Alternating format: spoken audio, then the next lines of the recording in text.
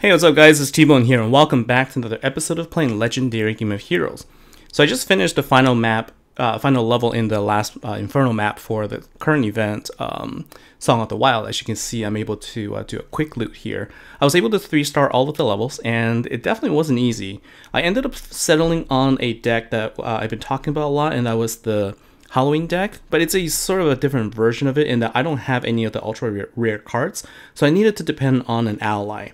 Now, unfortunately, I don't have any friends currently that has that as their leader card, but I was able to find one in the adventurers list. This is actually how I was able to go through all of the levels, by going through the adventures and refreshing. Just a quick tip here: every time you come into a fight, the list of adventures here refreshes. And so simply by going back in and coming back to the fight again, you'll get a new set of cards. So if you're looking for a specific card that isn't shown in any of your friends list, this is a way to search for a card. And you can use them multiple times because they don't have a cooldown. So it's something that you could try out. Anyways, so let's go ahead and select this Vazgore here. This was the ultra rare card in the Halloween deck. And what I've got here is 2 witches, and I do have the Frankenstein. I'm using it just to boost the health. So you can see that my witch gives 300% damage and health for all of the earth corrupt heroes, as well as the Vazgore. So I'm double boosting the health and the attack here. And then I have Hercules here for a turn delay. And then I also brought in Lyra to produce additional gems. The relics I brought in, I have two relics that will generate the corrupt intensity, and then 2 relics that will generate the honor intensity, just so that I can create gems as well as boost up the intensity level for Vazgore. Now, Vazgore's battle skill is to create 1 earth power gem, and an additional one for every 8 stacks of corrupt intensity. So that's going to be really helpful. So let's jump into the battle and let's see how I was able to 3-star all of these levels. So we're on the last level right here, 5-4, and we will try and recreate this if possible. All right, let's get started. So now the first thing I wanted to take a look at is to make sure that I know what turn my enemies will attack in. And if you click on it and then if you double click on the unit, you'll see also what health they have. So I can see that the serpent here is 7.7 million health, and then okay, so they're about the same here. But I know that this guy doesn't attack until turn 2, so I want to make sure that my attacks focus on the ones that will attack first. And the goal here is to get as many power gems as possible. And so to do that, just gonna go ahead and do this. And then I can also get additional matches just to try and get more attack bonus if possible. Okay, good. So I was able to take out the 2 units that attack on first turn. That was my goal here. And then don't forget to use the witches to boost the actually boost the intensity for the corrupt. It's very important because you want the intensity level to be as high as possible by the time we use Vazgore at the very end. So the goal here is to use Vazgore on wave 3 because he does have a 7-turn cooldown and you don't want to use it earlier than you should.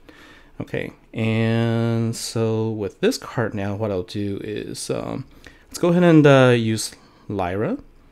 And I'm thinking that I'm just going to go ahead and do this. And hopefully this is going to generate enough damage. I think with the extra match that just fell here, I should be good. All right, so that's good. And now let's see. So the option I have here is with my Hercules, I could delay a turn.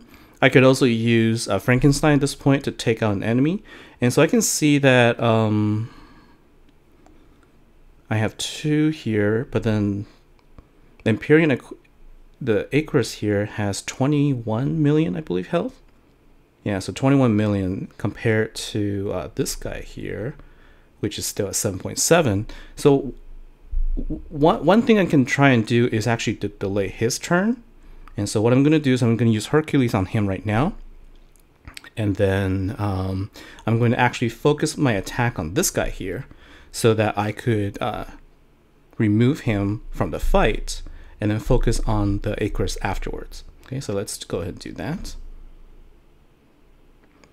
And I actually kind of feel like if I'm taking a chance here and see if I could take him out and leave the 2 power gems behind.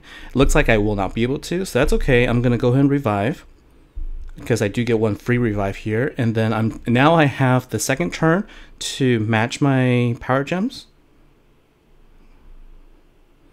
and then take out the rest of the units at this point.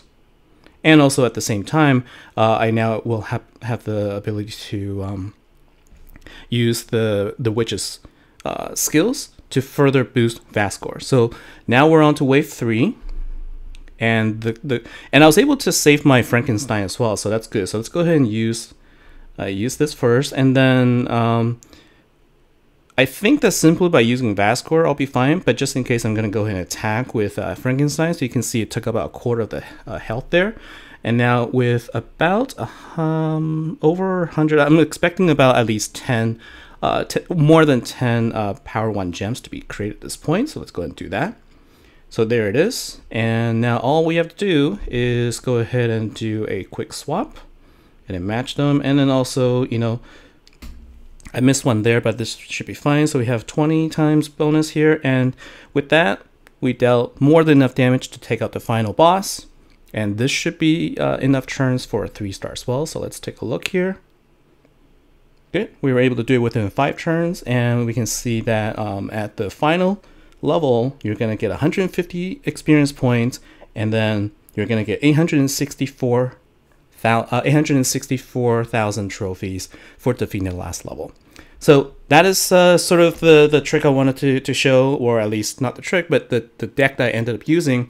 As you can see, I don't have the most powerful cards there, but with the help of the ally and with some nice drops there, I was able to defeat the levels, and that's how I sort of went through this as well.